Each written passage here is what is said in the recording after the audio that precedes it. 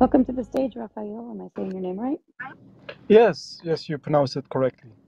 Thank you for inviting me up. Is it okay to ask a question about Islam? Sure, that's the reason we're here. It's a kind of a technical question. Is that okay also? Oh, sure. So go ahead. Okay, okay, thank you.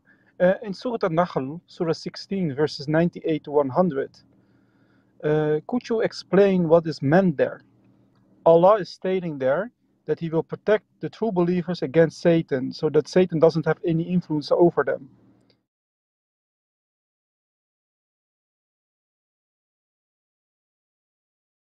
I'm going to have to look it up. So I'm looking it up now. It's going to take a minute for me to go through it. I don't know if, well, while we're looking for it, so we can get the proper verbiage. Or do you have it? I'll do Shaitan Rajim. Okay, and do not take your oaths as a means of deceiving one another. Your feet were still away. So after you have benefit from, then you will taste the evil consequences of hindering others from the way of life. And suffer tremendous punishment. So I'm just going to read the English translation that I have. It Yeah, says, sure. so when you recite the Quran, first seek refuge in Allah from Satan the expelled, from Satan the expelled. So you're seeking refuge from Allah. Indeed, there is for him no authority over those who have believed and rely upon their Lord. His authority is only over those who take him as an ally and those who, through him, associate others with Allah. So, you want to know what I think about that? Yeah, does that mean that Allah is protecting the true believers against Satan, so that Satan doesn't have any influence over those that are truly believers? So, my understanding is what I take from this is that Satan does not have power over us unless we give it to him. It also draws this, when I read these verses, it draws to mind to me the concept that Satan doesn't really have any power. Like Satan can't make a tree fall down and hit us. Satan doesn't have any power other than the whispering in our ears. The verse is saying that Satan has only influence over those that befriend him or associate partners with Allah. So that for me implies that if you do not do that, if you do not invite Satan in, nor associate partners with Allah, then Satan can't have influence over you because Allah will protect you. We are constantly striving to do the right thing. It's not something where, okay, we've done this now, well, that's it, we're safe. You know, as long as we do this now, we can be guaranteed paradise. We can be guaranteed that we won't be hurt. We can be guaranteed that we won't do the wrong thing. No, I And totally agree. What I was referring to is, for example, that Satan cannot make you do things if you do not invite him. So he doesn't have any influence, power over you, and cannot make you do things or make you see things or make that. That is impossible. yeah, I think you're right in that regard, that we have a level of accountability for how much we allow Satan to influence our lives. Yeah, Nabila? can I just contribute to what Barakallahu Fik. Mr. Rafael. Yes. So So, this but verse you're talking about is just to guard Shaitan, ourselves right? from Shaitan, to beware of the whispers and the trickery of Shaitan, because Allah has told us it's a retreating whisper, so we need to beware of Shaitan. Okay, so that's clear. The understanding is clear, and I already actually referred to the tafsir. For example, Jalalain ibn Abbas, they all say the very same thing, namely that Allah protects those who are true believers, and Satan can tempt you, but can't have influence over those true believers, because Satan has only influence over those that befriend him or associate partners with Allah, which means shirk. So these are the two exceptions to the rule, according to the different tafsirs, major tafsir works.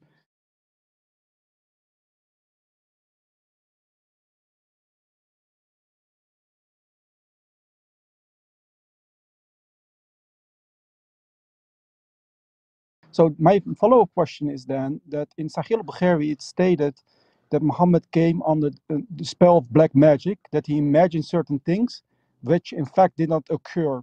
So he was under the influence of black magic. Now we know where black magic comes from Surah al-Baqarah, namely Harut and Marut.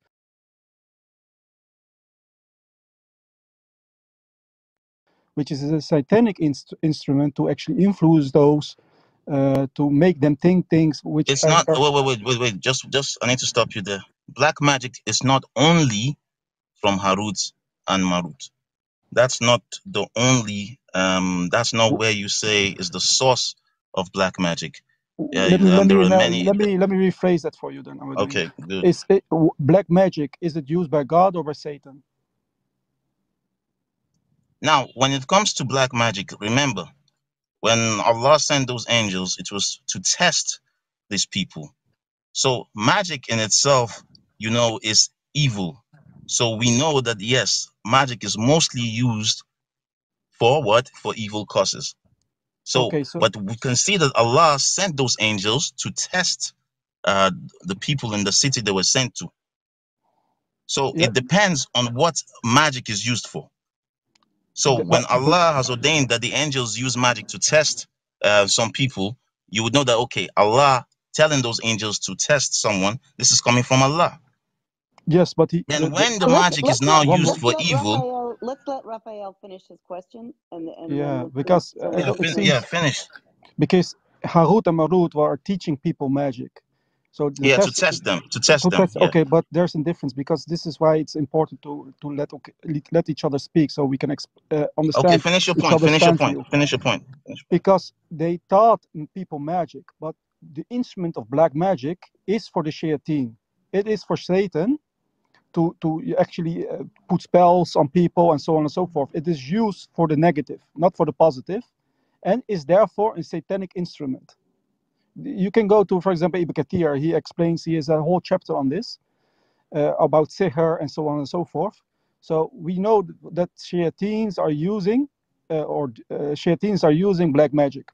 So my question is, and it's pertaining to my first question, because Allah states in the Quran that He will protect the true believers from influence of Satan, because Satan has only influence over those that befriend him or associate partners with Allah. But yet we see in the hadith in Sahih al-Bukhari, which is actually an authentic hadith, it's Sahih, the isnad is good on that. We see that Muhammad came under a certain spell, namely the spell of black magic from a particular Jew. And the result of that spell was that he imagined certain things that didn't occur. For example, the example is given that he thought that he had sexual relations with his wives, but actually it didn't happen.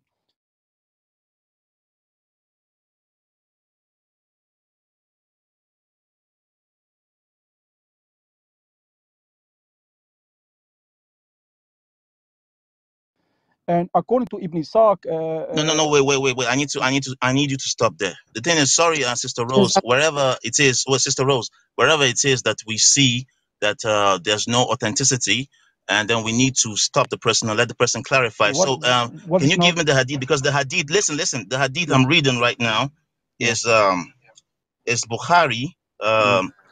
In Sunnah.com is Bukhari 6391. So can you give me the hadith you're reading now? Because in 6391, it doesn't say that Prophet _salam was imagining some things happening to him. So please, let's clarify. Let's make sure that we are authentic in whatever we read. Give me the hadith. Just give me the hadith number in Sahih al-Bukhari. I thought we had the appointment to let each other speak, right? No. We can't allow you to speak falsehood. That's the problem. You can't lie on our Prophet. Exactly, you can't lie on our Prophet _salam. We are not.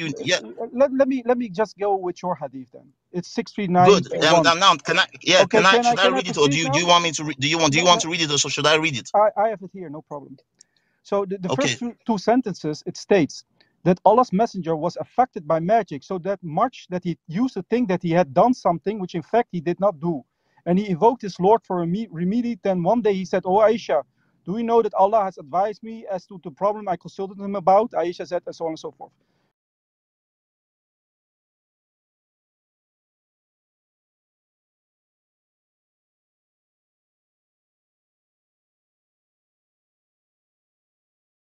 My question is pertaining to the first two sentences.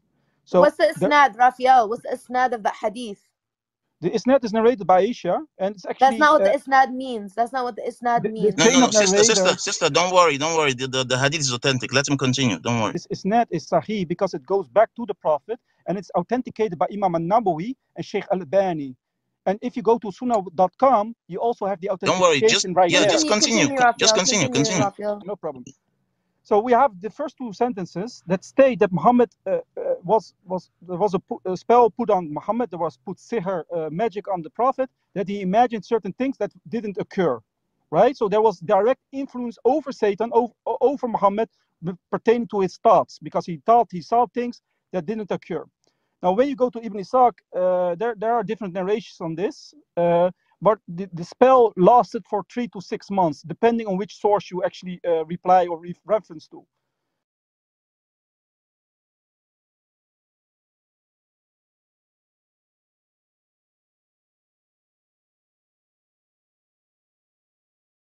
So for 3 or 6 months, Muhammad remained in that condition. My question is, how does this relate to the promise Allah made that He will protect those true believers, and that Satan cannot have influence over them if they do not befriend him nor associate partners with them? This question is I can't even say it's a it's a good question, but let me just explain. Now, when Allah promises to protect someone, He promises according to His will. Now, let's look at it. The Prophet ﷺ was tested, and all the prophets, you know that the prophets are the most tested, followed by what? The righteous, and then it goes down, down, down, according to Iman. So the prophets have all been tested. Now, Allah protects the prophet according to His will. He protects him when He wills, and He can test him when He wills. Now, in this hadith that you've called, the Prophet ﷺ was tested. And this is not the only time that we know that the shaitan is not in his veins, like the way the shaitan, like the qarin, is attached to every Muslim, right? Every human being has a qarin attached to him, has shaitan flowing through his veins. But Allah has protected Prophet ﷺ from that shaitan. In this hadith, the Prophet ﷺ was tested, and it was also tested by humans, because the Jew of the Khaybar, the woman, the Jew who poisoned him with the mutum, with the lamb, that poison affected the Prophet ﷺ. Allah would have protected him from that poison. Okay, okay, I have two responses to that. First of all, first concerning my first claim that Muhammad thought that he had sexual relations with his wife, he actually That's had not. A false you claim. Interrupted me. Okay, this is a Sahih al-Bukhari 5765. It's authenticated by Sheikh Al-Albani. 5765. So 5765.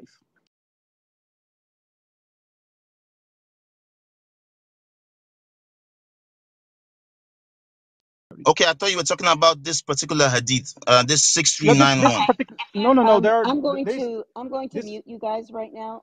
Why? And I'm muting you because we're kind of going in a circular situation. What I understood, Rafael, the crux of his question was, and without going into the weeds with the different hadith, the question was, if the Quran is saying that Allah is going to protect us from protect the believers from Satan, then why did He allow Prophet Muhammad to be touched by something that was it seems as if it was something satanic? The question was No? a slight different, because the Quran makes the promise to true believers that Allah will protect them against the accursed Satan if they are true believers. Satan has only influence over those that befriend Satan or commit shirk, associate partners with Allah. So this is a promise made by Allah in the Quran.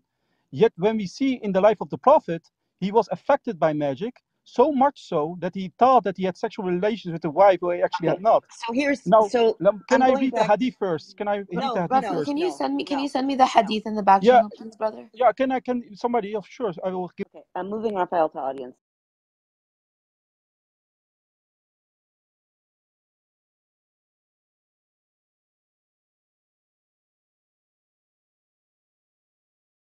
What I'm getting from what Rafael's question was, what it seemed like he was saying was that Prophet Muhammad apparently is not a true believer, because if he was a true believer, he would have been protected by this verse in the Quran. At least that's what my understanding is, where he's going with this. I'm not here to try to get into a big argument about the different verbiage in different hadith. So that's what That's my answer to the question. I had never heard of this hadith before. He did send it to me in the back channel. It's quite interesting. Sister, So, can you also send it? Please send it to me too. who said that, brother? You send the hadith which he sent to you. I can send it to Rose. Do you want to link it, Sister Rose? No, you can there's just no send it. need. I don't Send it think to there's any okay. need to link it Okay. now. Just send it to me Okay. back Okay. channel, No, inshallah. no, no, no.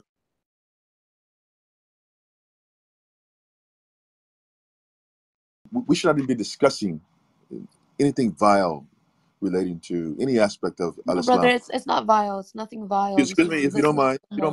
please, if you don't mind, please, a hadith that has some slanderous aspects relating to the Messenger of Allah, alayhi salam. So we don't need that, right? So It's not slanderous.